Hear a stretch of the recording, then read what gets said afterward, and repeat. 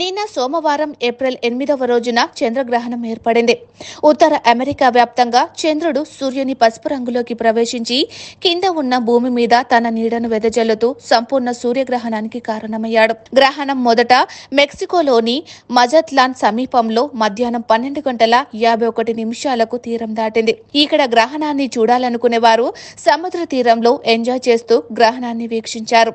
Eagle pass సమీపంలోని Texas అంచున మధ్యాహ్నం 1:10 చేరుకుంది. అక్కడ సరిహద్దుకు ఆనుకొని ఉన్న మెక్సికన్ నగరం ఫీడ్రాస్ నెగ్రాస్ నుంచి కనిపించే పెద్ద మెక్సికన్ జెండా కింద నిలబడి డజన్ల కొద్దీ ప్రజలు ఉత్సాహాన్ని కనబరిచారు. పగటిపూట చీకట్లు కమ్ముకోవడంతో అమెరికన్లు కొంతసేపు కేరింతలు వేశారు. ఉత్తర మెక్సికో మరియు టెక్సాస్ మైదానాల్లో నుంచి వీక్షించారు. మిడ్ వెస్ట్, న్యూయార్క్ రాష్ట్రం మరియు న్యూ ఇంగ్లాండ్ అంతటా మరియు తూర్పు కెనడాలోని కొన్ని ప్రాంతాలు కొద్దిసేపటి వరకు చీకటిలో ఉన్నాయి. 2017లో అమెరికాలోని పలు ప్రాంతాల్లో 2:42 పాటు కొనసాగిన సంపూర్ణ గ్రహణం కంటే ఇది ఎక్కువ సమయం 4:28 పాటు కొనసాగనుంది. మొత్తం గ్రహణాలు 10 సెకన్ల నుంచి 7:30 నిమిషాల వరకు ఉంటాయని నాసా తెలిపింది. సంపూర్ణంగా చూసినప్పుడు గ్రహణం చాలా ఆకట్టుకుంటుంది. మిలియన్ల మంది పాక్షిక గ్రహణాన్ని చూడవచ్చు. చికాగోలో సూర్యుడు 94% అస్పష్టంగా ఉంటాడు.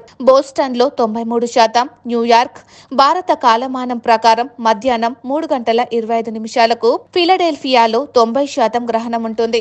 ఈ టోటల్ ఎక్లిప్స్ గురించి కొన్ని నా జ్ఞాపకాలని మా వ్యూవర్స్కి చెప్పదలుచుకున్నా అండి. ఫస్ట్ టైం నేను 1980లో నేను అప్పుడు ఎంఎస్సి చదువుతున్నాము, టూర్లో ఉన్నాము తిరుపతిలో. అప్పుడు మనకి టోటల్ ఎక్లిప్స్ జరిగింది. ట్రైన్లో ఉన్నాము మేము. టూర్ అంతా ఫినిష్ చేసుకొని రిటర్న్ మహారాష్ట్రలో చదివేవాడిని నేను. టోటల్ అంటే ఎక్లిప్స్ సందర్భంగా ట్రైన్ మొత్తం ఆపేశారు ప్లాట్ఫామ్ మీద.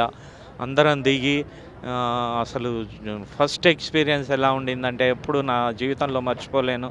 అంతా చీకటి అయిపోయి బర్డ్స్ అన్నీ వచ్చేసి అది అసలు మాటల్లో వర్ణించలేనంత అనుభూతి.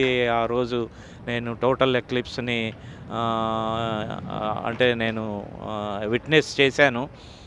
తర్వాత వచ్చేసి 2017లో మళ్ళీ ఇక్కడ న్యూయార్క్లో ఉన్నాను. ఆ రోజు కూడా 17 ఆగస్ట్ అనుకుంటా. అప్పుడు కూడా టోటల్ ఎక్లిప్స్ జరిగింది. ఇక్కడ న్యూయార్క్లో ఉన్నాను. కాకపోతే అప్పుడు రికార్డ్ చేయటం కానీ విజువల్స్ కానీ ఏం లేవు. Just experience పంచుకోగలను.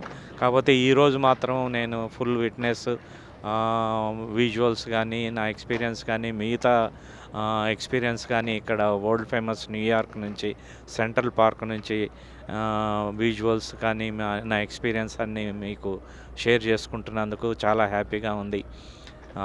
Reporting from New York Central Park, this is doctor Shivakumar Anand, JSW and Jaya Swarajya TV. Thank you.